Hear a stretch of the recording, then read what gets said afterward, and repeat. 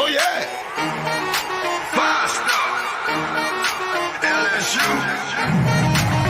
I said, they ain't ready for the LSU. No, they ain't ready for the LSU, huh?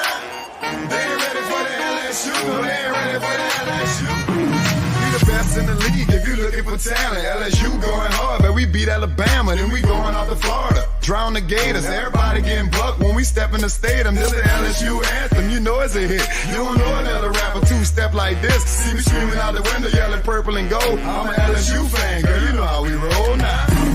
Back and back it on up, hey. Back and back it on up, hey. Back and back it on up, hey. Back and back it on up, hey. Way down in the back. Team A, we are live here in the Tigers Avenue. Boy, you ugly. Boy, you ugly. Boy, you ugly ugly. for that. Well, oh, well, it is. It's turkey time, Zach. It's turkey Well, time. oh, well, it's turkey Well. time. All right. You know what? Podcaster here. Log it off. Log it off. Log it off. Podcaster, ain't you, man?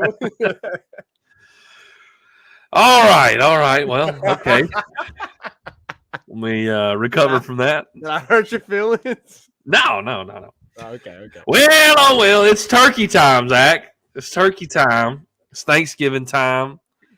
Zach, I was trying to be kind, but I guess I'm not so thankful for Zach and not so thankful for this show and not so thankful. No, I'm kidding. All right. Hey, we forgot. But guess what? November the 9th, this month, a year. Oh, wow. Yeah, we did. A year of doing the podcast. One whole year. Yeah, absolutely. So I'm thankful for one whole year here at the Tigers Avenue, in the Tigers Avenue. That's right. Thankful for the ability to do this with you, Zach. It's a lot of fun. And, boy, it's a lot of fun to be an LSU fan right now. So I'm thankful for all those things. What a time to start the podcast. Like, we started it when basketball was doing really good. Obviously, not long after we did the podcast and started the podcast, things went south with basketball. Yeah, no kidding. We started the podcast during a coaching search. Ultimately got to see the hire of Brian Kelly. And really this entire podcast, we've gotten to see the entire story unfold with the first year of Brian Kelly. And things we were also coming into the first year of Jay Johnson. Coming into the first year of Jay Johnson. And Zach? Kim Mulkey. Didn't Kim Mulkey get hired? Kim Mulkey as well. Yeah, last year was Kim Mulkey. You know what, Zach? You know what? We was playing chess, not checkers. When we thought about the timing of starting this podcast, we was playing some chess. Okay, Jay Johnson's first year, Brian Kelly's first year. Like we was kind of slick with it. The timing was perfect. Well, I guess speaking of Kim Mulkey and hires, obviously Matt McMahon. The newest hire, the newest addition to LSU. Last night, the boys played. Had a great game, Zach. Looked much better than their first two games. And the girls played at 11. Now, listen. Hopefully, I got to watch it. I got to watch it. Too. Hopefully, none of my JetX people are listening right now. Okay? So I had the AirPod in. I had it on, kind of set to the side. I was doing my work. I got all my work done. I was working, but listening as the game was going on. And Angel Reese, there's games. Grief, Angel Reese went I'll tell you right now, there's folks there's other people that watch stuff at Gen X. I promise you. Like come March Madness time, there's games on. I remember back when the SEC baseball tournament's running. I remember April would watch the SEC tournament when Ole Miss was playing. So you're not the only one. You're not the only one. It was 11 a.m. and I was like, I'm excited. I was like, look, I gotta say it. Listen, Tigers Avenue fans, LSU fans, your boy at 11 a.m. in the morning at work was watching LSU women's basketball, and that's how excited I am and pumped I am for this team. And I will say we were expecting Jasmine Carson to be on tonight. She had to push. We talked to her today. She had to push to Monday. Just no problem. Schedule, life of a student athlete. Completely understand. So we look forward to hopefully Monday getting to see her as long as her schedule stays the same. But she looked fantastic as well in the win over Houston Baptist / UConn looking logo type. Oh, Whatever. they're Houston Christian now, Zach. They're Houston Houston Christian. Yeah. Little more affirming there. A little more. So, yeah, I mean, obviously the girls continue to be extremely impressive, Zach. And my whole thing was like, oh, my gosh, you got to get to 100. You got to get to 100 I know, again. and I was like, come on. I found myself just cheering because it looked kind of bleak there for a little bit. And then they had a really good fourth quarter. I'll tell you what, the end of the first quarter, Yeah, Houston Christian made like a 12-0 run or something like that. It was pretty impressive. They were But within, I think, like they were within 2. They brought it to within 2. It was 22-20. Yeah, it really was. It was. Yeah. But hey, man, we knew that LSU was going to flex its muscles. Eventually, and they did, and they won the game commandingly. Another 100-point game, a school record, 4 straight. You lead the NCAA in scoring. I mean, it's an impressive team, Zach. And honestly, as the year goes on, like right now, preseason, they had a 16-15. Like they're going to keep moving up. I mean, they're going to keep moving up. They're just a dominant team, a talented team. There's players that are seasoned and experienced transfers. And of course, you pair that with Kim Mulkey, and it's a dangerous team. It is you got shooters who can shoot from the outside. You got Angel Reese on the inside. It's a problem for anybody. It's a matchup nightmare. Yeah. They're going to continue to dominate, and I'm excited about them. They have really, really good bigs. they really have good play all the way around. But when you partner Angel Reese with Elisa Williams and what's the other Alexis one? Morris. And LaDazia Williams. When you partner Angel Reese with both of the Williams girls, they're good, man. They're really good. And Samaya Smith too. So like it's really impressive right now, like just to see them play. Obviously, the big play by Angel Reese, she put up almost 30. She had a double-double. Yeah. She had 16 rebounds. Like, holy cow, what a game.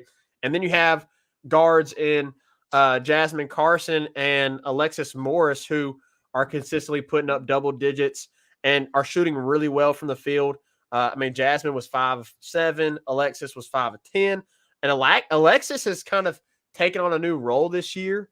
She's kind of being more of a point guard. She's kind of taking on the role that Kyla Pointer, had last year. Yep.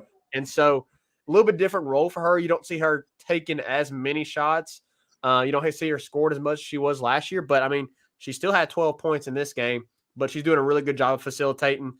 She had 6 assists, which led everybody at LSU.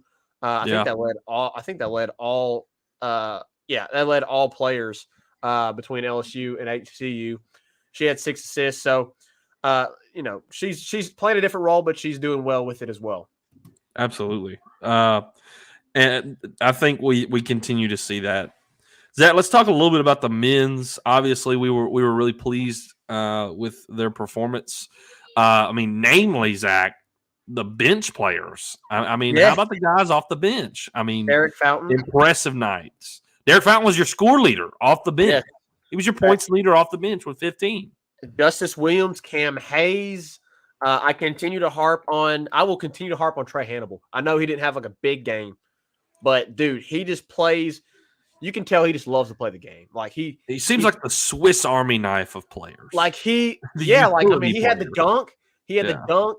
He can drive. He can handle. He's big. Like he's just stout, dude. He's a buff dude. Paul, but like, dude's impressive. It's really awesome to watch. I don't know why I've been drawn to him, but he really impresses me a lot. Yeah. And he only had 7 points in the game, but I feel like when he's in there, he just is a spark plug for this team. He does a lot of things that don't go up on the stat sheet. That don't show up on the stat sheet. Hey, and look, Tyrell Ward, we wondered about him. He didn't have a big game, but he got a lot of minutes in this game. He had a 3-pointer. He looks like he's got to learn the game a little bit more. It's got to come to him a little bit more to get going. But dude, Cam Hayes looked phenomenal. How many times did he splash a 3 in somebody's eye? He had 3 or 5. He was great. He was Yeah, great. he was 5 of 7 from 3-point range. Or no, I'm sorry, he was 3 for 5. He was 5 of 7 from the field, 3 for 5 from 3-point range. And then of course, the big time bench player Derek Fountain had 17 points, 8 boards, and he only took 5 shots. So he got to the rim. And what's really impressive to me, Reagan, I don't know if this has stood out to you, but what's been really impressive to me is the bigs can shoot the ball at the free throw line. Like Derek Fountain has looked good. Like when Sean Phillips gets up to the free throw line, I was like you get nervous. You're like, okay, it's a big guy. Like he's breaking the tendency. The tendency is to think it's not that good. And he made, I think he swished like every single one of his free throws. I know he had 4. He had 4. That's like a minor, just take from opinion from the game, but observation, I should say. But the big guys can shoot the free throw, man. That's really good going down the stretch. And here was the biggest thing for me, Reagan. We talked so much about how terrible the shooting was and the shot selection. Yeah. Yes. You had bad shooting percentages. You were taking bad shots. The looks were there. I mean, the offense looks a lot better. It seems like there's a lot more of a point to the plays they're running. Than compared to last season, but they had taken bad shots, weren't hitting open shots.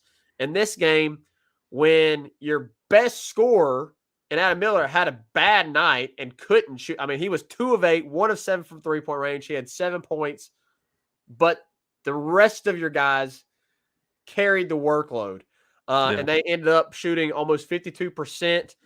Again, they were, and we mentioned though that they were really good from 3-point range the last 2 games. They continued that here tonight, last night, almost 43% from the arc. Great shooting. So they're continuing to shoot the 3-pointer really well, but overall they got better shooting the ball. And I think a lot of it had to do with smarter shot selections, better ball movement, and them just physically dominating their opponent. Yeah.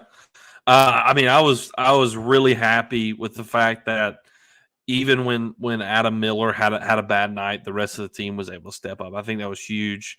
Derek Fountain has been a surprise, honestly. He's good on defense, man. This was really obvious. Yeah, he's been really good on defense. He had 7 steals.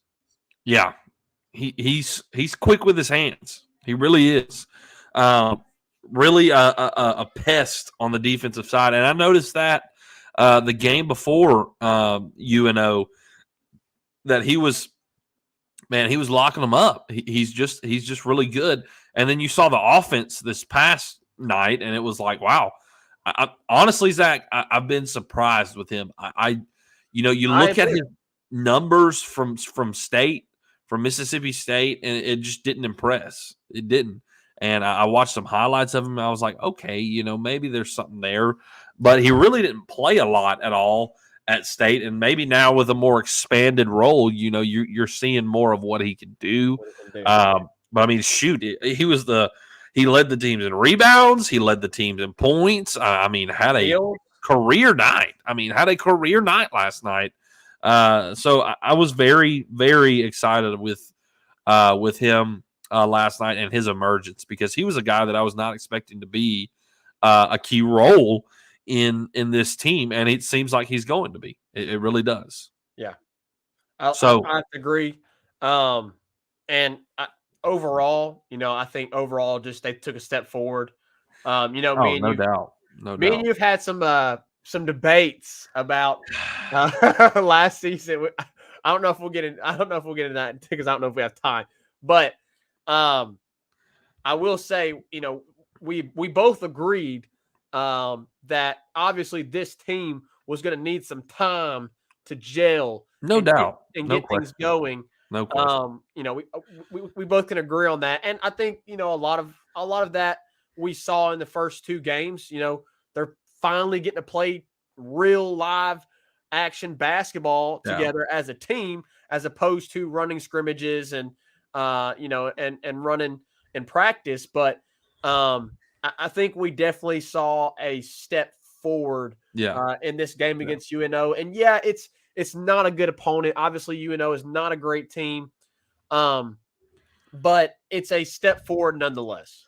Yeah, I mean, look, Arkansas State's not that great of an opponent either, and Kansas City Roos are not that great of an opponent. So, what we did last night was no question a step forward. Offensively was a step forward. Yeah. And look, the only thing we only disagree on one thing, Zach. Like, I genuinely believe that Matt McMahon will ultimately do better at LSU than Will Wade. Number one, I mean, Will Wade was just crooked. I mean, we found out he was crooked. Let's give him credit where credit is due. I mean, he was a good coach, but the thing that you needed him to do the most was X's and O's, and he really, really struggled at that. It sounds like Zeke is in the background agreeing with me. He's yelling at Will Wade. Yeah, screaming in the bathroom in there. He's just agreeing with me. He's just agreeing with me. Right. Yeah, I mean, look, Will Wade won it. Yes, he won an SEC championship, and he took us to the Sweet 16. So I do give him credit. I don't think for sure. I don't think he's a bad basketball coach. I mean, he wouldn't be coaching at LSU if he was. I mean, Right. VCU, he did great at VCU, good enough to vie for an SEC job. And look, he made some mistakes. He did, and it cost him his job. Yeah. But the thing we only disagree on, Zach, is this team against last year's team. I ultimately believe if you were to line up this year's team against last year's team and they played a game, last year's team would win. On a talent level, they would win. Is this team more experienced? Yes. Are they more coached? We'll see, Zach. We're 3 games in. We'll see if they're better coached. Again, my opinion is it will be better under Matt McMahon. That's my opinion. But we're 3 games in, so let's pump the brakes. Zach, last year, you had a lottery pick coming off the bench. I know that. You were a better talent-wise team better last year, and you would beat this year's team. If you've seen, considering what you've seen offensively from this team and considering what last year's team could do defensively, this year's team would do absolutely nothing defensive or offensively probably against last year's team. And offensively, with Tari Eason and Darius Days and Brandon Murray, you'd probably do enough to beat this team. So I'm just saying from a pure on the court perspective, last year's team was better. And you can't, there's just no reasonable thought to think that is not so. Are they more experienced this year? Yes. Do I think they can get better? Absolutely. Do I think they can be a great team? Yes. But last year's team was just more talented, Zach. It was. So I want to take this to the chat because me and Ray have argued this a lot, and I don't want to continue this argument. This would be like the 3rd or 4th time me and you have debated this. It's not really an argument; it's more of a debate. I want y'all to tell me in the chat whether you're listening live or whether you will listen on audio or whether if you're on Twitter, you can't comment. If you're on Twitter, you can't we comment. Can't see your, we can't see your comment. comment. Over to YouTube, comment on YouTube. If you're on Facebook, obviously come on Facebook. Between these matchups, because we have to remember Tari Eason came off the bench. All right. So do you prefer Juice or Xavier Pinson? I know you would take Xavier. I would take Juice. It's a toss-up. It's really a toss-up. Pinson had – I would also say, Zach, last year people were really disappointed in Pinson. Pinson also hurt his knee and was never the same. At the beginning of the year – that's fair. At the beginning of the year, we were very pleased with Pinson and the athletic ability of what he could do down in the paint. And that's fair. Okay. Shooting guard. Me and you both agree we would rather take Ace over Brandon Murray. Sure. Okay. Yeah. Then you go to the 3, Mawani. It's the same. It's the same person. Okay. So it's a push there. Then you go to the 4. I would agree that I think the 4 was better last year. You had Darius Days, and this year you have Jalen Reed, who obviously is a very talented player, probably has a higher ceiling than Darius Days, but right now at this current moment, and right then in last year's current moment, Darius Days was a better player in that moment in time than Jalen Reed is in this moment in time. And that's what I'm talking about. Yes. So then you go to the 5. Yes, Efton Reed probably has a higher ceiling than KJ Williams. But at this current moment in time, this season, KJ Williams is a better player than last year in its current moment in time when Efton Reed. That's the argument I'm making. At this current moment in time, talent-wise, and what's happening on the court right now, not ceiling, not in the future, I think they're a better team. I think they're better coached because the X's and O's are actually there already. And I think they are more experienced. Now, does that mean that they are going to have the same season as they did last year? Because, again, you have a brand new coaching staff. It's a whole new team. You have to gel. All that has to happen. Last year, you were established. Oh, and by the way, as Reagan mentioned, you had Tari Eason coming off the bench, who was a lottery pick. Now, I will say, compared to last year's team obviously has the major advantage from the bench in Tari Eason. Now, Derek Fountain impressed us last night, looked good, but I think, at the end of the day, you would take Tari over this year's bench any day, every day. I was about to say, and you're also forgetting Eric Gaines and Alex Fudge coming off the bench. And Alex Fudge, exactly. Which are stupid athletic players. Yeah, I mean, you definitely would take the bench last year over this year's bench. I wholeheartedly agree. I'm just talking about the starting 5, this year's starting 5 team, I think overall is a better team at the current moment. And yes, they may not have the same output that last year's team did and the same success that last year's team did because last year's team was more established. Will Wade had been there already for a few years. Those players had already been there for a few years. But that's part of gelling the process. I'm totally saying if you play them, last year's team's going to win. It's going to win. That's probably a fair point. That's my only point. That's my only point. I wholeheartedly think that the future is way brighter. I do. Andrew agrees. And I also point guard this year is better than point guard last year. I also would agree. I just lost my thought. I also I don't dislike this team. I don't want that to be the thought either. Reagan dislikes his team. You're talking trash about this team, Reagan. Gosh. Yeah. I don't dislike this team. I love this team. I love Juice. I love KJ Williams. I think they're going to be awesome. I was thrilled. I was through the moon when we got them. I like Trey Hannibal. I like Derek Fountain and what he has done. I'm really excited to have Ace Miller back from injury. And Jalen Reed, a freshman who looks like he's going to be a really impressive player in his time at LSU. So I don't dislike this team. Let's not. I don't want to I don't want that to be the thought either. I just think last year's team would beat this year's team. But the future's bright. The future's bright, and that's all that matters. And if they keep winning games, I don't care. Last year was last year. This year is this year. This is the team you got. Go out there and win games. I just think I think there's a reason they were picked 6 behind all the really, really good teams.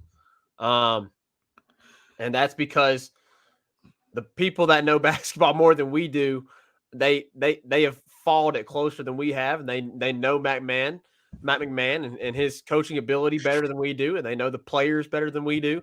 Obviously, we love LSU, we love basketball, but we're not following it as closely as some of those guys are. Now, we could also say that they could be dead wrong because experts picked LSU football to finish 5th in the West, and here we are. So I mean, it could go either way. A&M lost last night to Murray State. None other than Murray State, who no longer has KJ Williams and Juice Hill and Trey Hannibal on their team. And that's what I'm telling you, Reagan. You say, look, you're like, but this is the SEC, and they were at Murray State. The distance between Group of Five and Power Five is not there in college basketball. It's just not there like it is in college football. And I fully agree. I get your point. I get your Fully point. agree. Yes, the SEC is going to out-recruit. Oh, gosh, dog. A&M got killed tonight again by Colorado. Holy cow, 103-75. That means Colorado's beating Tennessee and A&M. And Ole Miss is currently losing to UT Martin at half. Interesting. Georgia is only up by 3 points to Bucknell in the second half. And the Grizzlies are up 21-13 over the Oklahoma City Thunder. Anyways, we love Maybe that. the SEC isn't as strong as it is last year. The top half is strong. The top half is strong. Maybe it's not as deep because, I mean, last year I feel like it was pretty deep. Last year was pretty deep. Yeah, last year was deep. Hey, regardless of any of that, like I'm excited about this team and what they can accomplish under Matt McMahon. I'm pumped. Keep winning. Keep winning, and I'll be happy. All right, let's take a quick break, y'all. And then when we come back, we're going to talk about LSU, UAB. I'm interested. The reason I made the thumbnail that I did is because I'm interested to see the matchup between these two running backs, Reagan. Oh, no doubt. A little bit of an underrated topic that I don't think a whole lot of people have talked about. Obviously, hasn't been mentioned. But we're going to take a quick break, and then we'll be back right after this.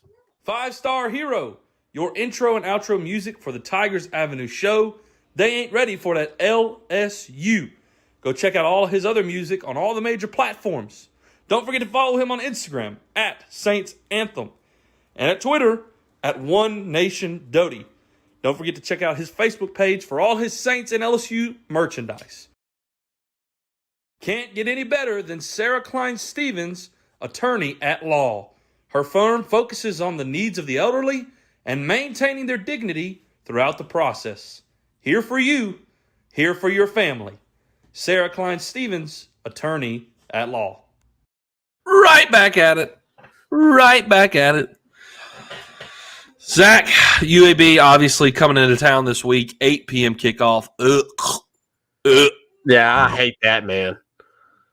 That is worse than 11 a.m. That's worse than 11 a.m. Yeah, 8 p.m. kickoff, bro. That mug's going to be dead. It's going to be dead. And it's going to be freezing cold. Literally freezing cold. Hopefully they dominate and it's not like a cruddy looking game or whatever. Senior night, go out there, dominate, and move on. Gosh, so I hate 8 p.m. kickoffs. I despise them. 11 p.m., I can get behind 11 p.m. 8 p.m., that sucks. Maybe your boy will make a little trip tonight down to Jonesboro so we can do some stuff tomorrow. Maybe play a little disc golf in the cold. I don't know. Sure. Maybe hang out, have some fun. Maybe watch some other games going on. There really isn't really any good games other than like Arkansas Ole Miss. I think Tennessee's playing Kentucky. Is Tennessee playing Kentucky? No, they've already played. Played. No, you're right. Tennessee, Kentucky. No, Kentucky. I think it's Georgia, Kentucky. Yes, I'm sorry. Yes, sorry. Georgia, Kentucky. Ole Miss, Arkansas. And that'll be a good one. That'll be a good one. Now, here's some games that are going to interest LSU fans, okay? Baylor versus TCU. Yep. And look, I know nobody's expecting it, but LSU fans need to be South Carolina fans tomorrow too. It's obviously nobody thinks it's going to happen. Obviously, nobody thinks South Carolina's going to beat Tennessee at all. But I mean, man, that'd be huge if it did for LSU. Al Landry said Bo and I are going to the game. Well, you better bundle up, Al, because it's going to be freezing. Let me tell you something right now, Zach. Talk about freezing. I don't know if I talked about it. I didn't talk about it, and I should have. I won't go to Fayetteville again. Never again. Really? That place sucks. We got Arkansas, like close Arkansas. Look, the town of Fayetteville, it's nice. But the placement of the stadium, like, is terrible. It's terrible. Zach, it's like driving through Nesbitt, Mississippi, and then oh wow, it's an SEC West stadium. There's a stadium. You walk out and you're like, wasn't I just in Horn Lake? Like, where am I? Like, it is this little 2-lane, very tight road through like these neighborhoods, and then it's it's Arkansas Stadium.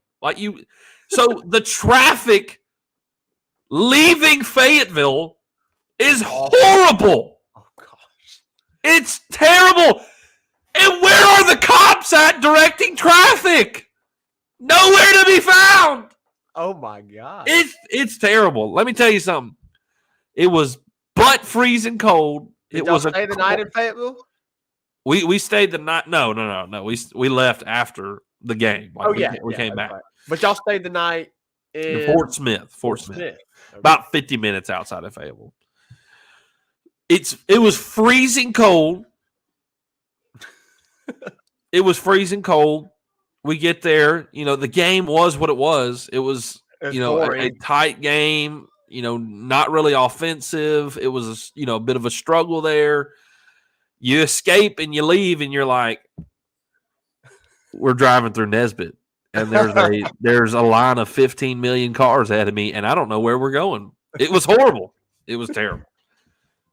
Don't go to Fayetteville. Don't go to Fayetteville. Don't waste your money. Memorial, never been to Fayetteville. Don't waste your money and go to Fayetteville. It's terrible. It's worse than leaving Death Valley. It's way worse. Far worse. Anyways, that was all for free. Let's talk about UAB. So, I put it on the show as a thumbnail.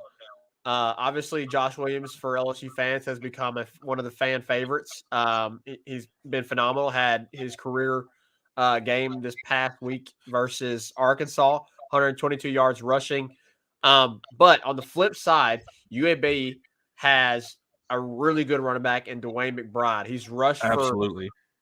He's rushed for over 1,400 yards, and really that is their offense. They really rely heavily on the run. They have a really good offensive line.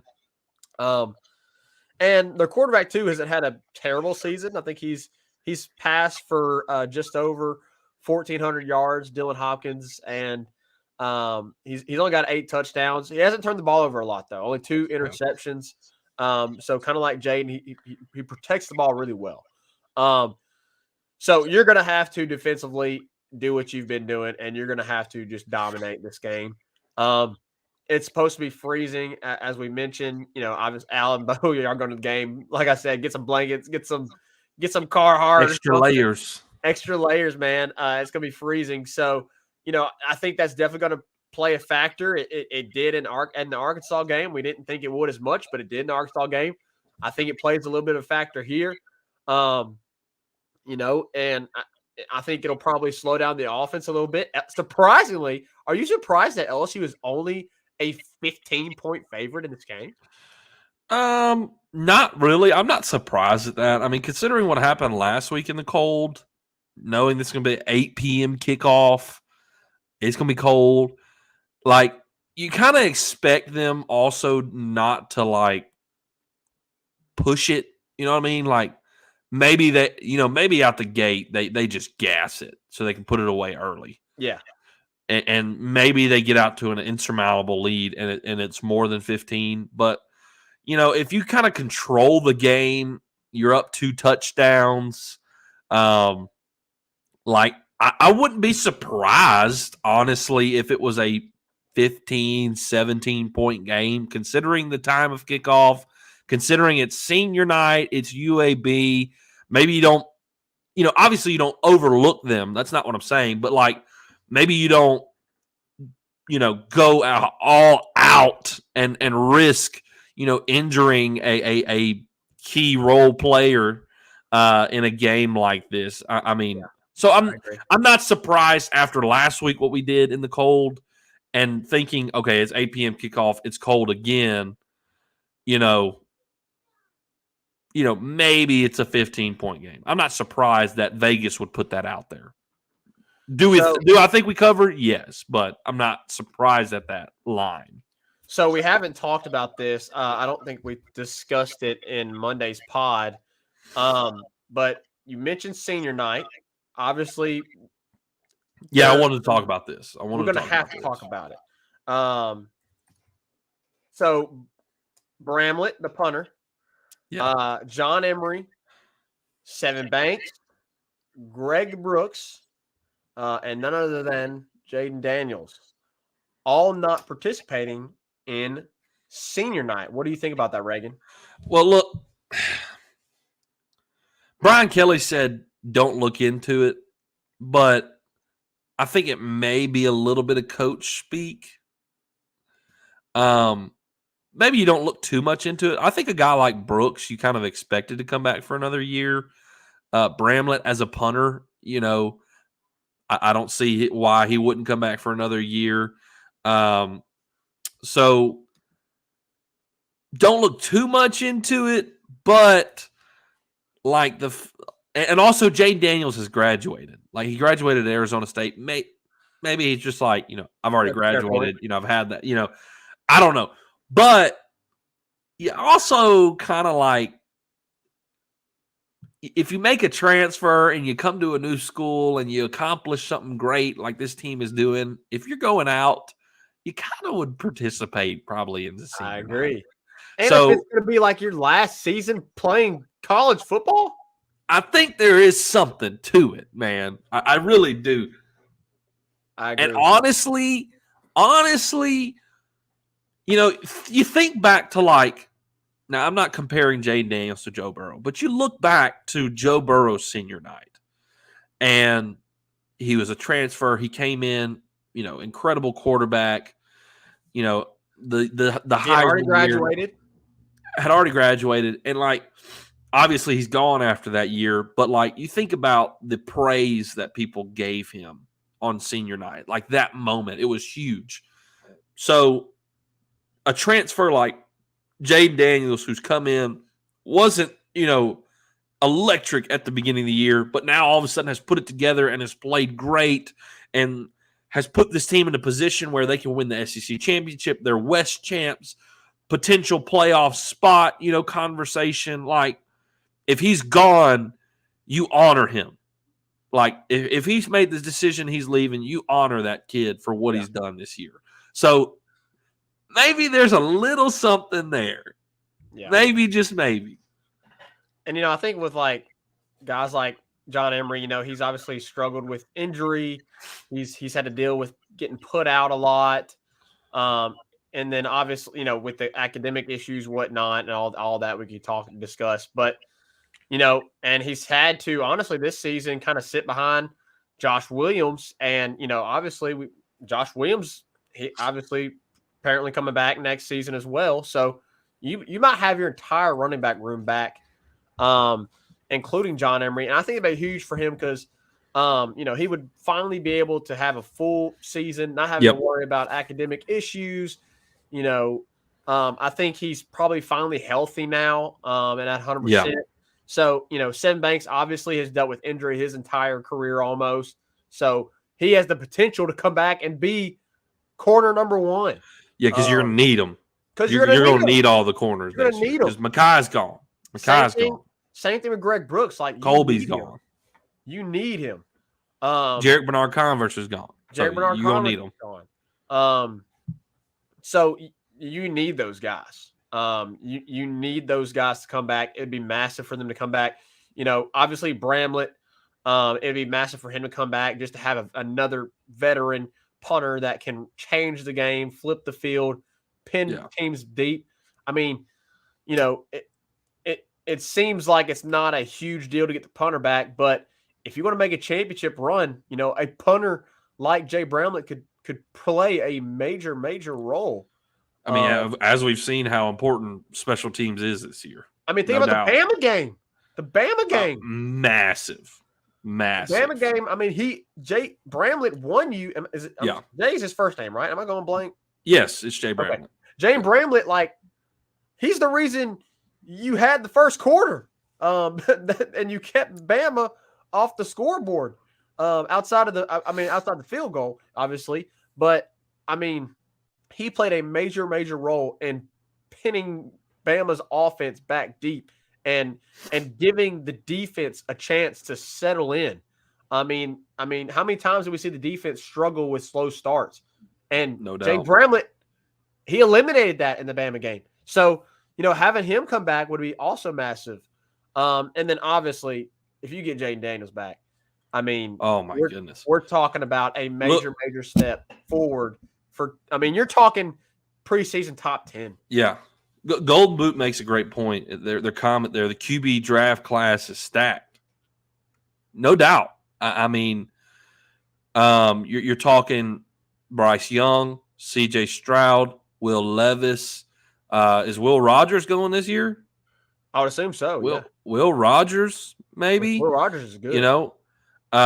I love Will Rogers. There's a lot of top, there it is. It's a stacked class, and there's more that I'm not naming that I know there's more that I'm not thinking of off the top of my head than what I just named. So yeah, it's a stacked class. So it would I really do think it would benefit Jaden to come back one more year, to have another season like he did this year. Better season than you did this year. If you come back and you put it together like a whole season like you did this year, you're talking like Heisman conversation, and we're literally talking Heisman conversation. You are going to have championship like expectations. Outside of Kayshon Boutte, offensively, back, you have everybody back, and Jure. But I mean, you still have Malik Neighbors, you still have Brian Thomas, you still have Mason Taylor, you still have Jack Besh. Hopefully Jack Besh comes, will be fully healthy and 100%. And shoot, Zach, you got Jaylen Brown and Shelton Sampson coming in. Exactly. And that's not counting the guys from this year's class that haven't really got a whole lot of action this year. But Kai Preent and Kyle Parker. I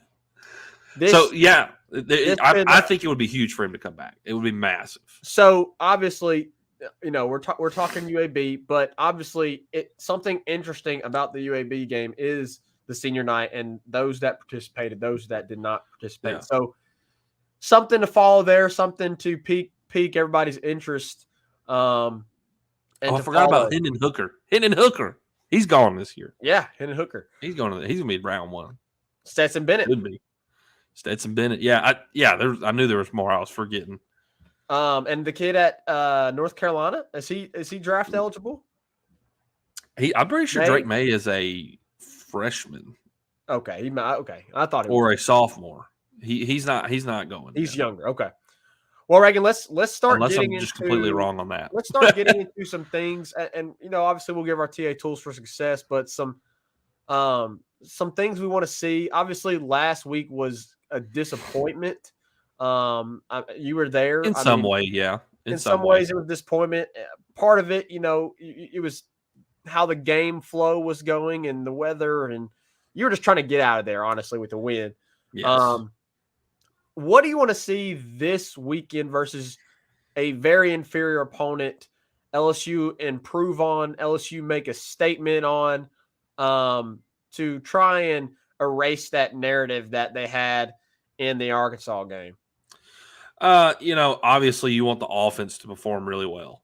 If we're talking about erasing the narrative, you want the offense to go out there and do what we know they're capable of, especially against UAB. Just go out there and control and command the game. Don't turn the ball. Don't turn the ball. Don't give hope to a team that you're inferior to. Also, I would love to see us just shut the run down. If you shut the run down, you're going to dominate the game. Go and do as a defense what needs to be done to dominate and control the game, and I'll be happy with that. I want the offense to score some points. Did Arkansas give other teams the formula to stop this LSU offense? I don't know.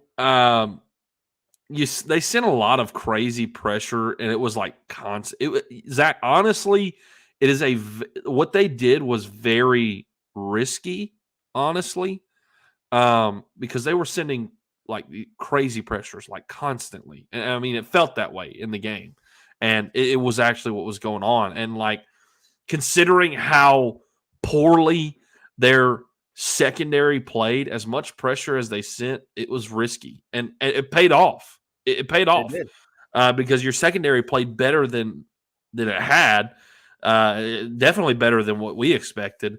And maybe in a cold game, Jaden wasn't quite as motivated to let the ball fly, to let it go. It got loud in there too. I'll tell you right now, the crowd was involved. So it was cold. The crowd was involved because they continually had hope in the game, and the pressure was coming. I don't know if they gave a formula to stop LSU, but it's definitely something they got to work on. Hey, if a team is just going to freaking blitz you the whole darn game, send pressure the whole game, you got to be ready for that. But that really isn't conventional. That honestly, Zach, it wasn't conventional what they did. Like, you're not going to see that.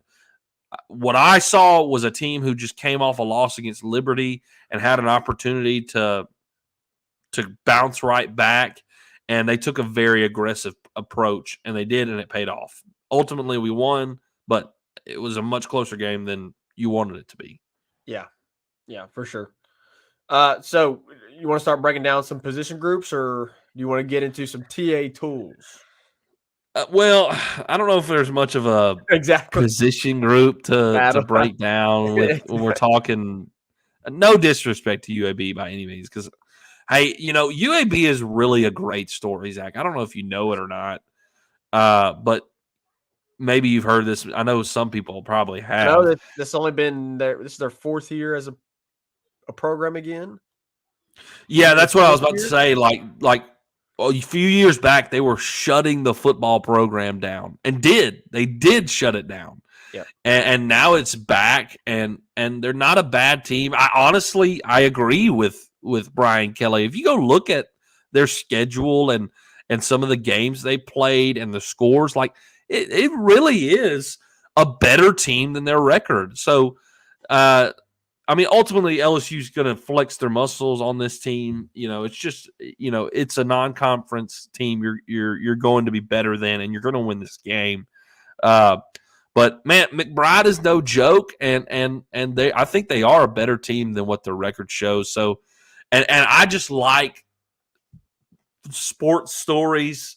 And I know this was a while ago, but to see a program back and doing decent, playing LSU in Death Valley, from not having a program, it's cool. It's good for them. So maybe we don't get into position groups, but I like stories like that. I think that's cool. Good for them.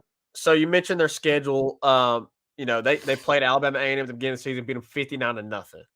Yeah. Then they went to Liberty, and that was a very close game. And hey, look, I know this is like what if, but Liberty beat Arkansas. You just struggle with Arkansas. And UAB only lost to Liberty by 7 at the. And that's a whole lot. That's like a spider web. Oh, UAB almost beat Liberty. Liberty beat Arkansas. You barely beat Arkansas. Did you see? Oh man, I'd have to find it. But it was like it was an NFL meme or something like that, and it was like basically it came to the conclusion that because the Commanders had beaten the Eagles were the worst team in NFL because the Commanders had lost to this team, and that team had lost to this team, and that team had lost to this team, and that team had lost. Yeah, because that's how that works, and so on. I mean, it was like 7 different game results, and it all compiled down to the result is they're the worst team. They're the worst team in the NFL. Zach, what was so funny about the Arkansas game? It was the funniest part about the game is, up on their scoreboard, they had other scores running, like SEC scores and just college football scores in general. And man, the Liberty score shows up and everybody sees that Connecticut beat Liberty. And they're like, you gotta be kidding me. You gotta be freaking kidding me. We lost to Liberty last week and they turn around and lose to Connecticut. We're terrible. We're terrible. I had fans like offering they were like, hey, y'all want to take Kendall Browse home with y'all? Y'all want to take Kendall Browse home with you? It was so funny. He That- lost us that Liberty game. Oh my goodness, that's crazy. Oh my goodness.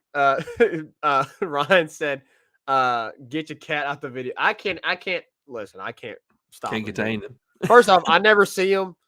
I never see his name's Socks. I never see Socks like the entire day. So when I come home, he's like all over He's me. pumped. You know, he's like, "Oh pumped my you're god, home. my owner's home. The fan that the hand that feeds me is home." The hand anyway. that feeds me. So anyways, they lost a close one to UAB. They beat Georgia Southern at home pretty handily. Had a close game against Rice and barely lost on the road.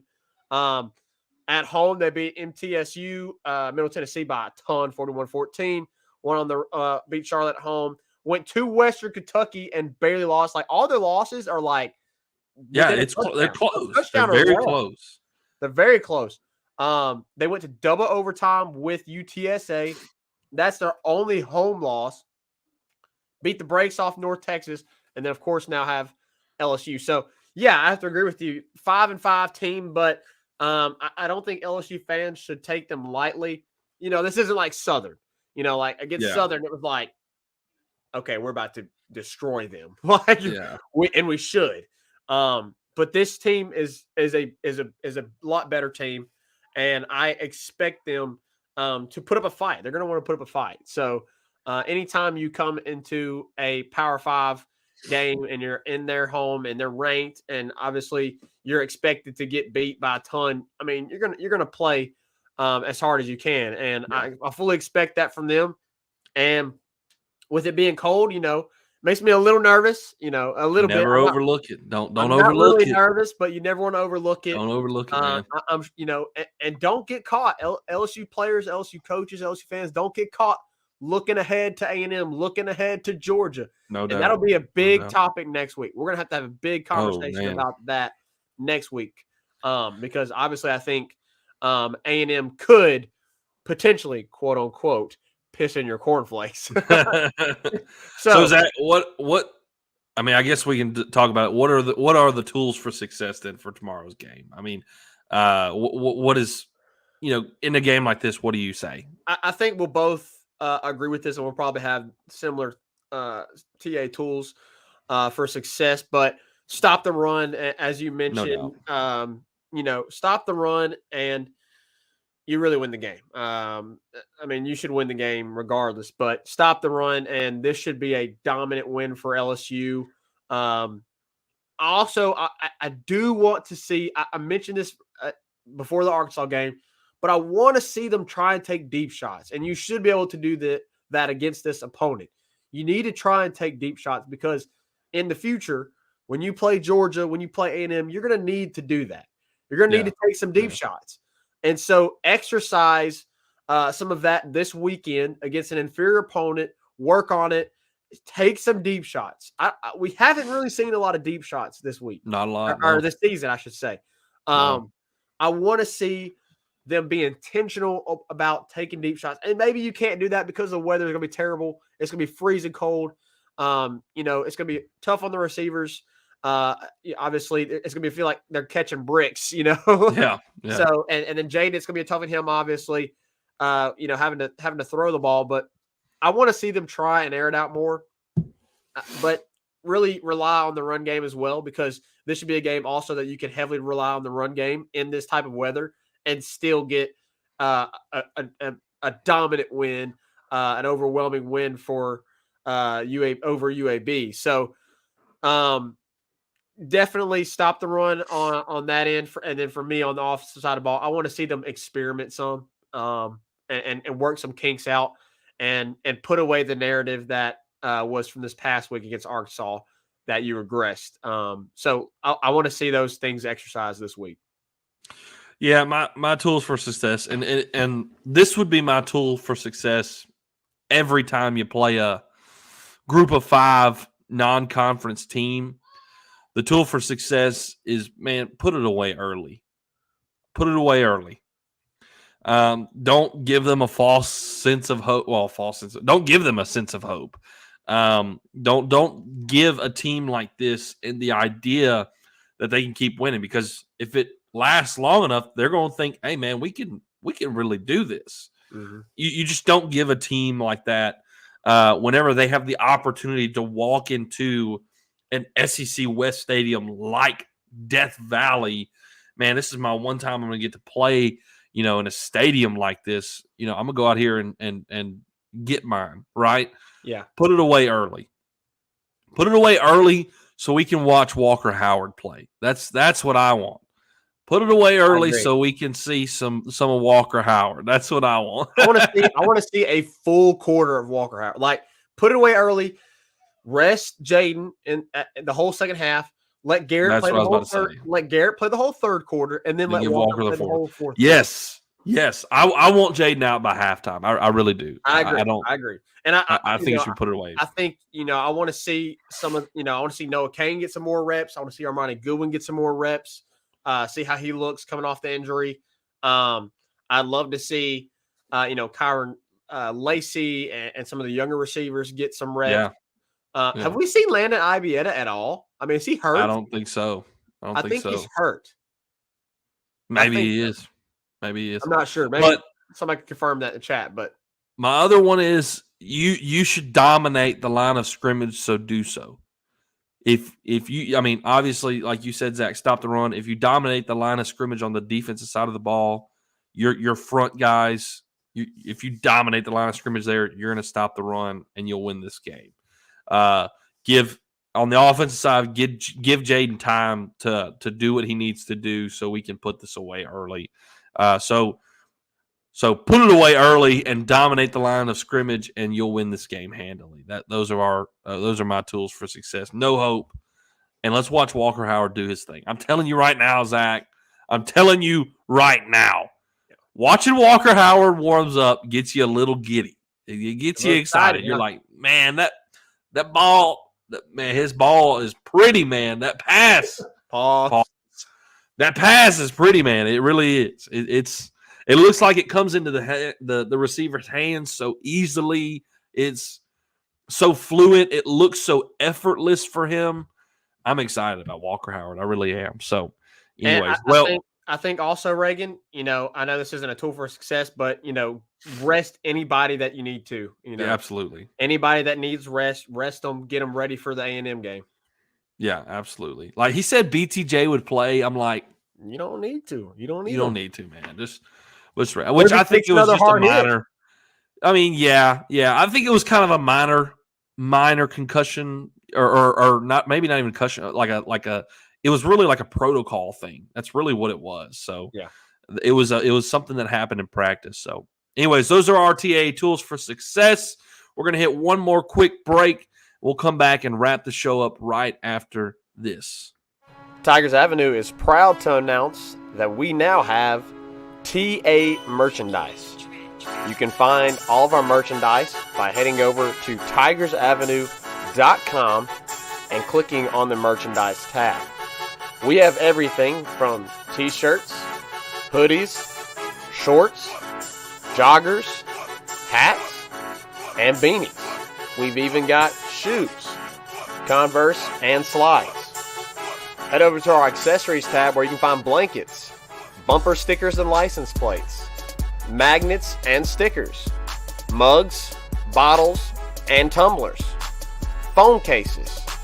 You can find tech and office and outdoor products like a mouse pad, a puzzle, a notebook, and more, all at tigersavenue.com. Head on over to tigersavenue.com today, click the merchandise tab, and get yours now.